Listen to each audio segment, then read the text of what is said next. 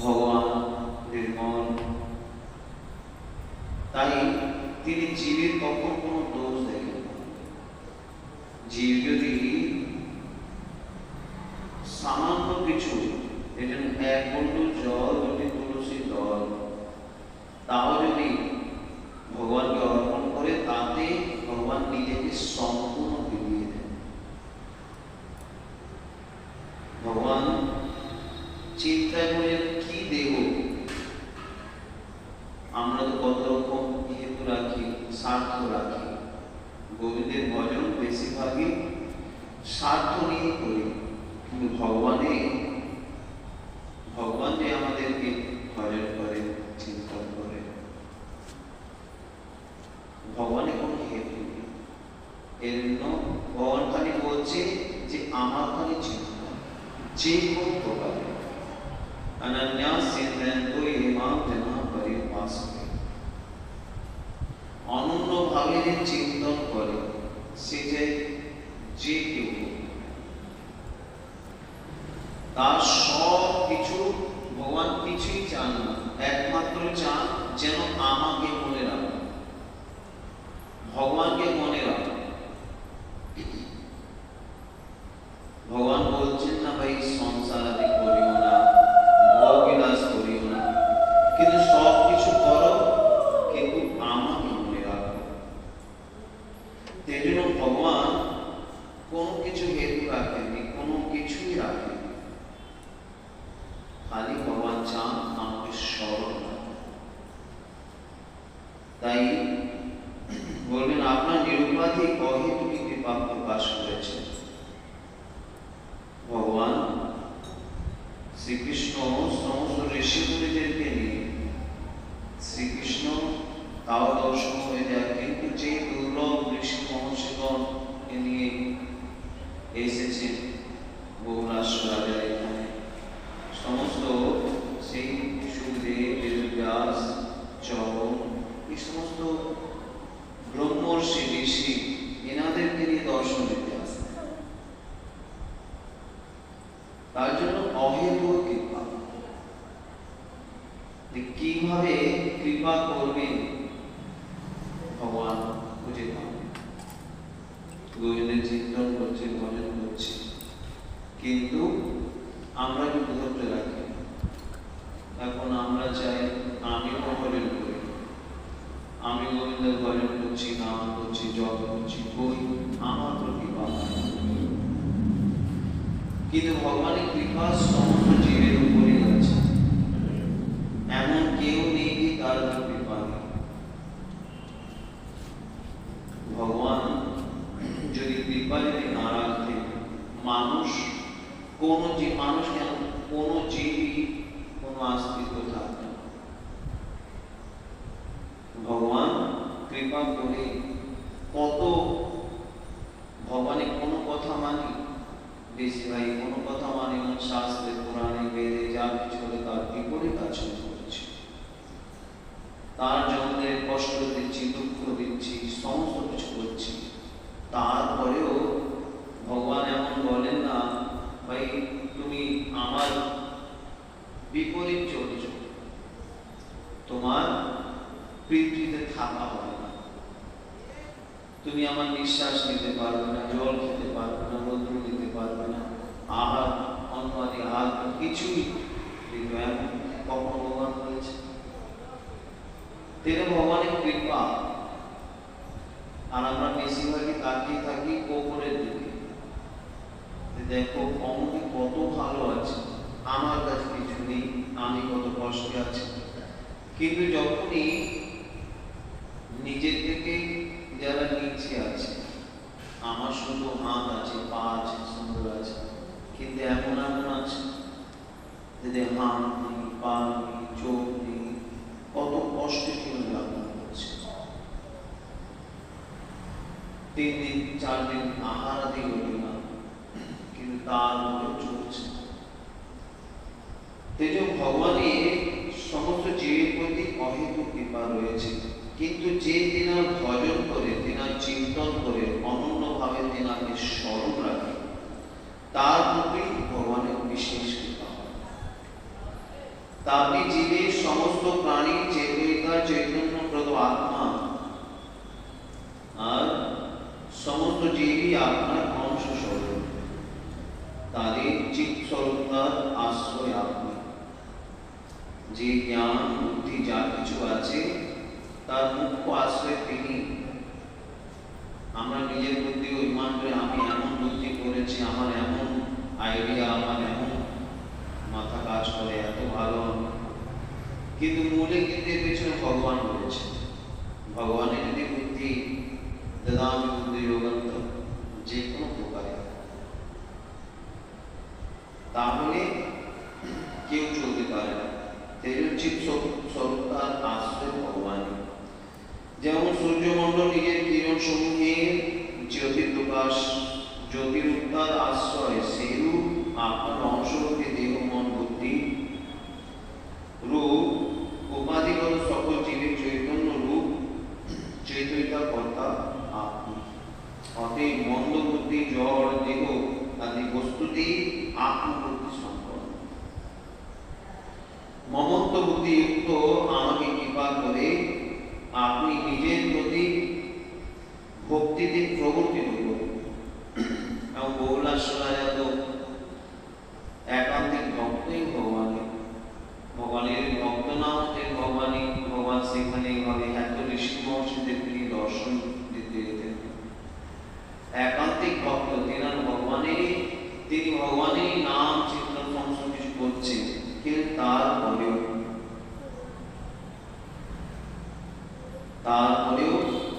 ভক্তের স্বভাবই এমন হয়, তার মধ্যে দৈন্যতা নম্রতা থাকে।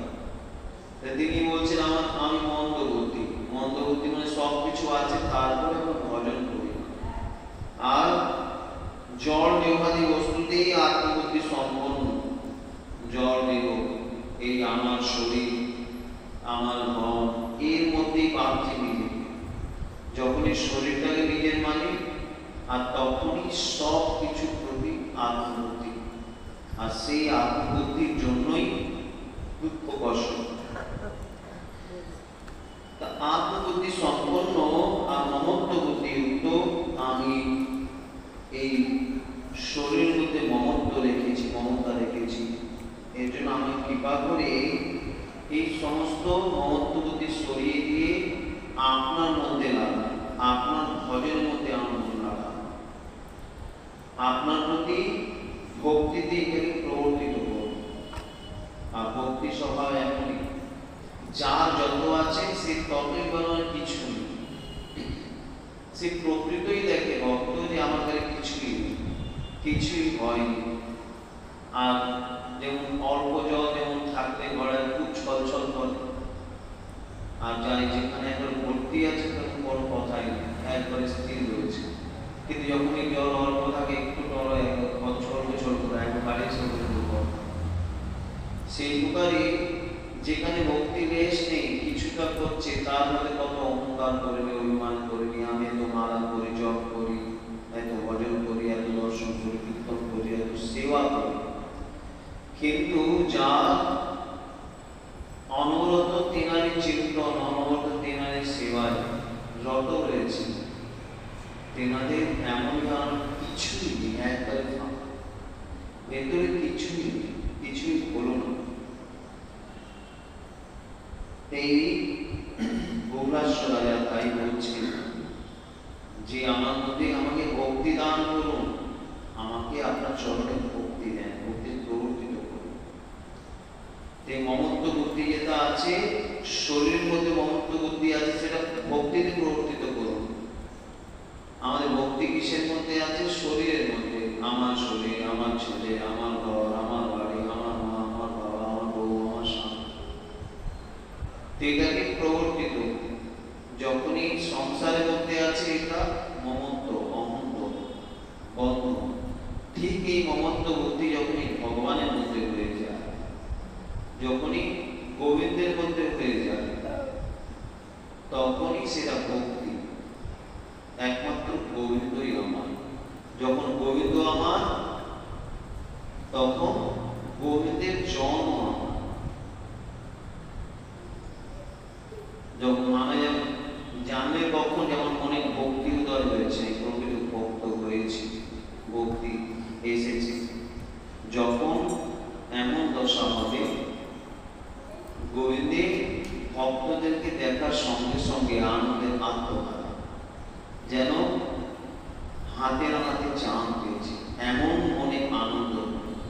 তখনই জানতে হবে, তখনই করতে ভক্তি হয়েছে। আর যখন এই দেখে দিই, এই ভক্তদের দেখে দিই, বিরক্তি বোধ হয়, কোথা থেকে চলে আসে, কোথায় কেন, ততক্ষণ ভক্তি আসেনি। এই রাজা ভোগলাসে এমনই অবস্থা, এত ঋষিমুনি মাহাতা দেখে তিনি আনন্দে আত্মহারা। তাই তিনি বলছে, আমার কিছুই হয়নি, আমাকে দান করুন, আমি আসক্ত রয়েছি শরীর সংসারে, এই আসক্তিটা যেন আপনার প্রতি হয়, আমার আত্মচৈতন্য সম্পাদন করুন। আত্মচৈতন্য যে আমি কে, কেন এসেছি, কেন জন্ম হয়েছে। আমরা জানি যে আমি বলতে আমি রাম শ্যাম যদু, আমিও আর এইখানে এসেছি ভালো ভালো ধন সম্পত্তি কামিয়ে নেব, ভালো নাম ধাম হয়ে যাবে, ছেলে মেয়ে নাতিপুতি হয়ে যাবে, এরপরে হায় হায় করে মরে যাবে, এর জন্য। কিন্তু এইটার জন্যই যদি থাকে মনুষ্য জন্ম, তাহলে হায় হায় থাকে। কখনো কেউ আছে একবারে যার অনেক ধন সম্পত্তি হয়ে গেছে, সে বলছে আর কিছু লাগে না, অনেক হয়েছে। যার অনেক সম্মান প্রতিষ্ঠা, মন্ত্রী মিনিস্টার অনেক উচ্চ পদে চলে গেছে, সে কখনো বলে না যে আমি অনেক উচ্চ পদে, আর কিছু লাগে, অনেক উচ্চ চলে এসেছে, কিন্তু তারও আরো পাওয়ার আশা আছে, এরপরে কিছু পাওয়া। সেইগুলোর প্রত্যেক বস্তুতে, আহার হোক, খাওয়া হোক, চাই যে কোনো বস্তুতে এমন নেই যে আর কিছু লাগে না, তৃপ্তি অনেক পুরো হয়ে গেল। তাহলে কি কিছু অভাব আছে, কিছু অভাব আছে, তার জন্যই এখনো সন্তুষ্টি হচ্ছে না, এখনো তৃপ্তি হচ্ছে না। এতে বোঝা যায় কি কিছু বাকি আছে। দেখবেন প্রত্যেক জীবেরই, প্রত্যেক মানুষের, সবারই কিছু অভাব আছে। কি এরপরেও যেটা করছি না, গোবিন্দ ভজন, যতক্ষণ গোবিন্দ ভজন গোবিন্দ চিন্তন করবে না, ততক্ষণ একেবারে কোটিপতি হয়ে যাবে না, একবারে মুখ্যমন্ত্রী, প্রধানমন্ত্রী, আরো উপরে কোনো কিছু আসন থাকে সেখানে থাকলে রাষ্ট্রপতি হয়ে যাবে না, তারপরেও কোনো প্রকারের শান্তি হয় না, মনে আনন্দ হয় না, আনন্দ পাবে না। তো যখনই গোবিন্দ চিন্তন, গোবিন্দ নাম, গোবিন্দ ভজন, তখনই এরপরে আর কিছু কৃতার্থ হয়ে গেল, জীবনের পরম ফল লাভ হয়ে গেল, তখনই হয়। তাই শ্রী গৌরাঙ্গরায় বলছেন, আপনি স্বয়ং প্রকাশ, আপনাকে কেউ প্রকাশিত করতে পারে না, পরন্তু আপনি সকলকে প্রকাশ করেন, আপনি স্বয়ং প্রকাশিত। আর এই সূর্য চন্দ্র যে আলো দিচ্ছে, শক্তি দিচ্ছে, তাদেরকেও তেনারা যে সূর্য চন্দ্র যে আলো পাচ্ছে, শক্তি পাচ্ছে, তাও কিন্তু ভগবানই। ভগবানকে কেউ প্রকাশিত করতে পারে, ভগবান কেউ শক্তি দান করে, ভগবান সবাই শক্তি দান করে। তাই তমেব ভান্ত মনোভাতি সর্বং তস্য ভাষা সর্বমিদং বিভাতি। আপনি আপনার প্রকাশের দীপ্তিতেই সকলের প্রকাশ আর দীপ্তি। আপনার প্রকাশে, ভগবানের প্রকাশে, ভগবানের বুদ্ধিতেই সবার বুদ্ধিমত্তা, ভগবানের জ্ঞানেই সবার জ্ঞানত্ব, আর ভগবানের শক্তিতেই সবার মধ্যে শক্তি আছে। কিন্তু ভগবান কাউকে শক্তি দান, তিনি আত্মারাম। তাই আপনি সর্বদ্রষ্টা, প্রতি জীব হৃদয়ের ভালো মন্দ সকলই সর্বদা দেখছেন। আপনি সকলের সাক্ষী স্বরূপ, নির্লিপ্ত আর দ্রষ্টা। আপনি সর্বদ্রষ্টা, সব কিছু দেখছেন। আমরা ভাই ভাই কিছু লুকিয়ে করে ফেললাম, পাপাদি মন্দিরে গেলে যেন পাপ না হয়, ঘরে যখন ইচ্ছা পাপ,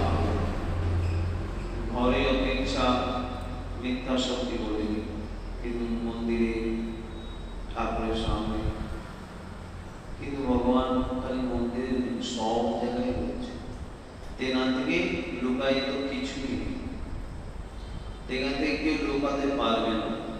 কেন কি লোকাবে কোথায়?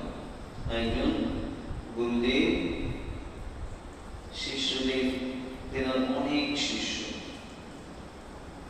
গুরুদেবের বয়স হয়ে গেছে, বয়স হওয়ার পরে এখন তিনি চিন্তা করছেন যে এত বড় আশ্রম, এর দায়িত্বটা কাকে নেই, দায়িত্বটাকে মানবে।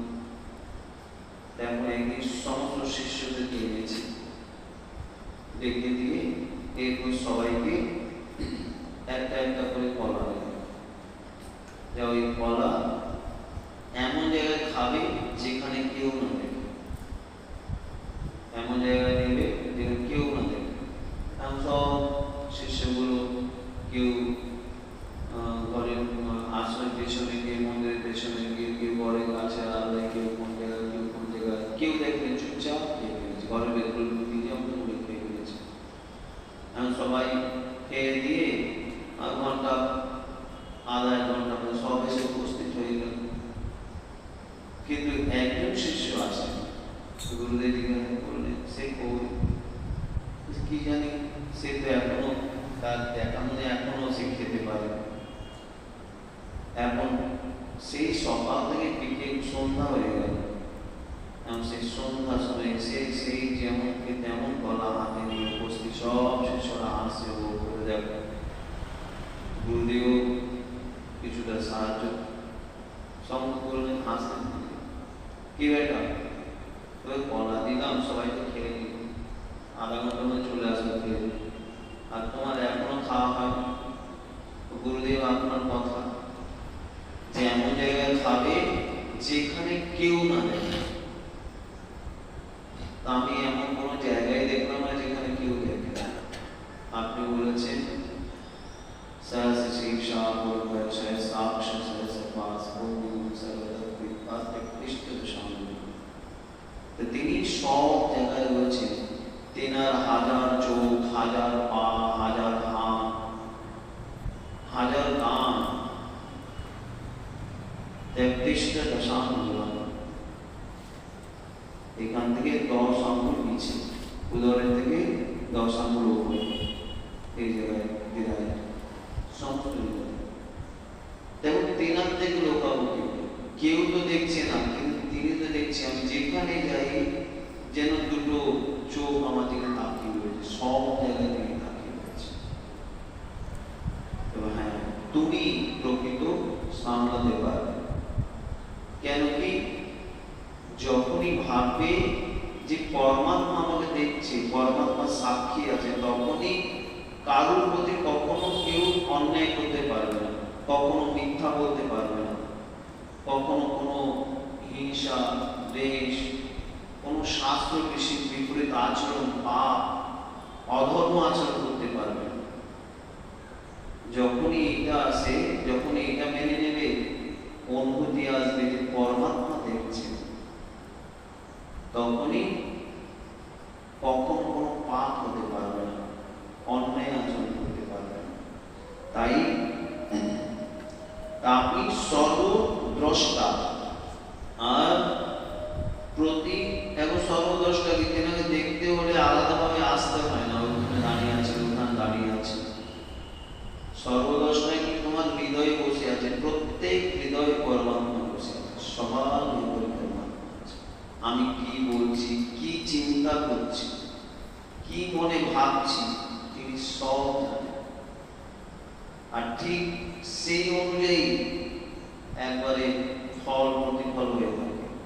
তারপরে আমরা বলি ভাই আমি তো কিছু করিনি, এখন সরাসরি কিছু করিনি, ভেতরে ভেতরে তো করেছি, কেউ দেখেনি, আমি কোনো পাপ কর্ম করে তারপরে আমার এত দুঃখ কষ্ট ভোগ করতে হচ্ছে, কিন্তু মনের মধ্যে কপট রেখে করেছি। বাইরে তো বলছি প্রভু তুমি আমার, তুমি সব কিছু, কিন্তু ভেতর ভেতরের মধ্যে কত কিছু করছি, কত কিছু ভাবছি, কত রকম অন্যায় হিংসা আদি করছি, তার ফলগুলো লাগবে। সেই অনুযায়ী দুঃখ কষ্ট দেয়। ভগবান দুঃখ দেয় কেন? এমন জেলে অপরাধীরা চুরি করছে, কেউ কোনো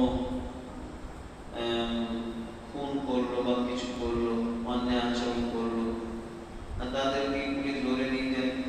এমন পুলিশ কোর্টে, পুলিশের কি তার সঙ্গে শত্রুতা আছে? তাকে জেলে ঢুকিয়ে দিয়ে মারছে, ফিরছে, মাস 2 মাস 15 দিন, বছর 2 বছর 10 বছর শাসন করছে, জেলে ঢুকিয়ে রাখছে, তার সঙ্গে শত্রুতা তো নেই। কেন করছে, কেন তাকে জেলে রাখছে? যাতে শোধন হয়ে যায়, শোধন হয়ে যায়, যেন পরবর্তীতে এই যে শাস্তি পেয়েছে এই ভয়ে আর সেই পাপ আচরণটা করবে না। সেই প্রকারই আমরা জন্ম জন্মান্তরে কত রকম অন্যায় আচরণ করছি, প্রতি ক্ষণে ক্ষণে, প্রতি পদে পদে, প্রত্যেক সেকেন্ডে সেকেন্ডে কত রকম অন্যায় আচরণ করছি, কত রকম পাপ কর্ম করছি, আর সেই অনুযায়ী শাস্তিও পাচ্ছি। শাস্তি কেন? না রকম দুঃখ, রোগ, শোক, কেন? যাতে এগুলো ভেবে নিয়ে যেন দুঃখটা পেলাম, কেন পেলাম, অন্যায় আচরণ তার জন্য পেলাম, পরবর্তীতে সেই অন্যায় আচরণটা না করে, না সেই দিকে এগোয়। এর জন্য ভগবান প্রত্যেক জীবের হৃদয়ে থেকে ভালো মন্দ সব কিছুই দেখছে। ভগবান সকলের সাক্ষী স্বরূপ, যখন ভালো মন্দ সবই দেখছে, তাহলে আটকাচ্ছেন না কেন? এইটাই তো বিশেষত্ব ভগবানের, এইটাই তো লীলা। ভগবান যেরকম স্কুলের মধ্যে কবাডি খেলা, কবাডি খেলছে এক স্কুলের মধ্যেই খেলছে কবাডি। এখন 2 পক্ষেরই 11 খেলাড়ি থাকে। এক পক্ষের আর এক পক্ষে যেতে হলে তাকে একবার কবাডি না হলে তো একবার বলতে বলতে ওই দিকে যাবে, গিয়ে দিয়ে ওখানে যদি তোমার ঠিকভাবে একবার যতক্ষণ তোমার দম আছে, দম রেখে দিয়ে একবারে সেখানে ও ছুঁয়ে আসবে, তাহলে দিতে গেলে সেদিকে ছুটে দিয়ে এদিকে আসবে। এখানে কি কবাডি করছে, একটু যদি নিঃশ্বাস ছেড়ে গেল, তুমি সেখানে ফেল পড়ে গেল, মানে তোমার হাত হেরে গেল। সেই প্রকারই ভগবানের, এখানে ভগবানের সমস্ত সংসার, ভগবান খেলা লাগিয়েছে কবাডি খেলা, এবং বিপক্ষেও তিনি আর এই পক্ষেও তিনি। এবং যে অনবরত তেনার নাম চিন্তন করতে করতে, নাম করতে করতে, দিন রাত্রি নাম করতে করতে, যে সব কিছু করতে করতে নাম করছে, সে পাস হয়ে যায়, সে জয়ী হয়ে গেল, সে যতটা এগিয়ে গেল সে তার সব কিছু। কিন্তু যে নিঃশ্বাস বন্ধ ছেড়ে দিল, নাম করা বন্ধ করে দিল, তা সে হাত হেরে যাবে। সেই প্রকারই এই জগতেও তাই, যে অনবরত কৃষ্ণ নাম, কৃষ্ণ চিন্তন করছে, সে গোবিন্দের হয়ে যাবে, গোবিন্দের সে সব দিক দিয়ে উত্তীর্ণ হয়ে যাবে। আর যে তেনার নাম চিন্তনাদি বলে গেল, সে এর মধ্যেই পড়ে থাকে, কে ভবসাগরে হাবুডুবু খাবে। তো ভগবান সর্বদষ্টা, সব কিছু দেখছে, কিন্তু তারপরেও তেনার খেলা, অন্যায় আচরণ করছে, যেন এর মধ্যেই তোমাকে পাস হতে হবে। এখন স্কুলের মধ্যে খেলা হচ্ছে, দুই দল তো দুজনের শত্রু না, খেলা, আর যে পাস হবে সে পাবে, প্রাইজ পাবে, যে পাস হবে না প্রাইজ পাবে। সেই প্রকারই ভগবান সেই বিশ্ব নিয়ে করেছেন খেলা। বিশ্ব, অনন্ত কোটি বিশ্ব ব্রহ্মাণ্ড তিনি রচনা করেছেন, খেলা চলছে, শত্রু তিনি, মিত্র তিনি। এইটা জেনে নিয়ে যে নাম করতে করতে ভজন করে নেয়, সে উত্তীর্ণ হয়ে যায়, আর এর মধ্যে ডুবে গেল, সে এর মধ্যেই পড়ে থাকে, ফের পুনরাবৃত্তি বারবার মরবে, বারবার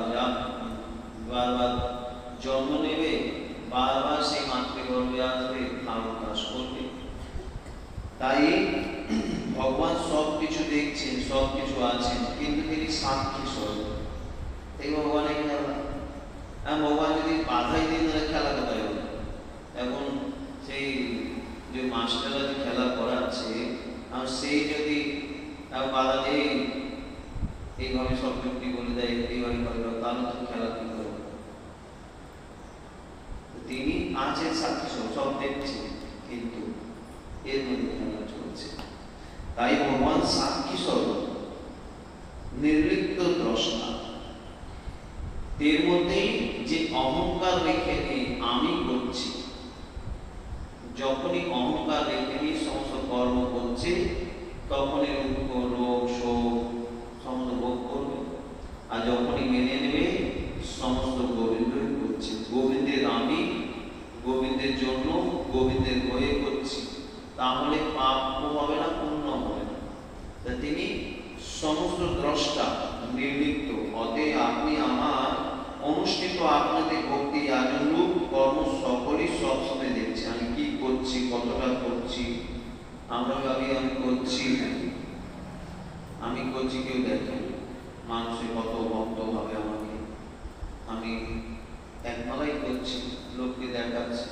এখন মুখে তো নাম চলছে, মালা তো হাতে আর মনে ভক্ত বলে এই ভজন করে,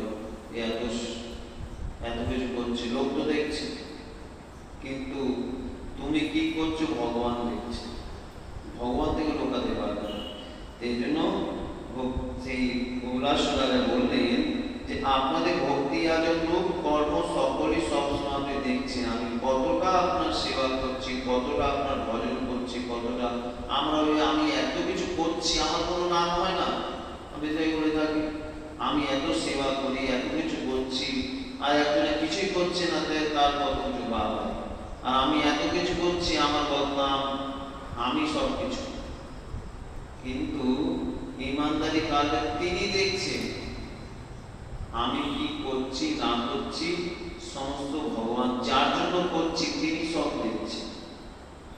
তার প্রতিফল লোকের লোকরঞ্জন দেখতে হবে। মানুষের নাম যদি করে দিল অনেক শ্রেষ্ঠ বলেন, তাতে কি লাভ হবে? এইখানে কিছু নাম হতে পারে, পরবর্তী কি লাভ হতে যাবে? কিন্তু ভগবানের কাছে, গোবিন্দের কাছে যে ইমানদার রয়েছে, গোবিন্দ জানেন কি করছি না করছি, তাহলে তিনি সন্তুষ্ট হয়ে তেনার পদবিভাগ তেনার কাছে নেবেন। এর জন্য আপনি সবকিছু দেখছেন। আর লৌকিক জগতের সাক্ষী যেরূপ নিজে অনাসক্ত থেকে অপরের জন্য প্রয়োজনীয় পার্থিব ভোগ, সাধক, কর্ম সফল প্রকাশ করে, সেরূপ স্বরূপ সাক্ষী আপনিও আপনারই অংশ রূপ জীব স্বরূপ জীবের ভোগ সাধনের জন্য বিষয় প্রকাশ করেন। অতএব আমাদের মতন যে সকল মনুষ্যের বা জীবের আপনাকে দর্শন করার শক্তি বা সৌভাগ্য নেই, তাদের জন্যই পরম দয়াল আপনি নিজের কৃপালু স্বভাববশত আমাদের মতন দিন অযোগ্যদের দর্শন দেওয়ার জন্য স্বয়ং আগমন করেছেন। এই কৃতজ্ঞতা প্রকাশের ভাষা কর্মসঙ্গীর